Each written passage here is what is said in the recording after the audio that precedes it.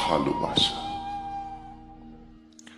রবীন্দ্রনাথ কিংবা এই প্রজন্মের হুমায়ুন আহমেদ ভালোবাসা সম্পর্কে যে যাই বলুক, যত সুন্দর করেই লিখুক, আমার কাছে ভালোবাসা তা না। আমার কাছে ভালোবাসা আমি যেভাবে বাসি, আমার কাছে ভালোবাসা আমি যা বুঝি।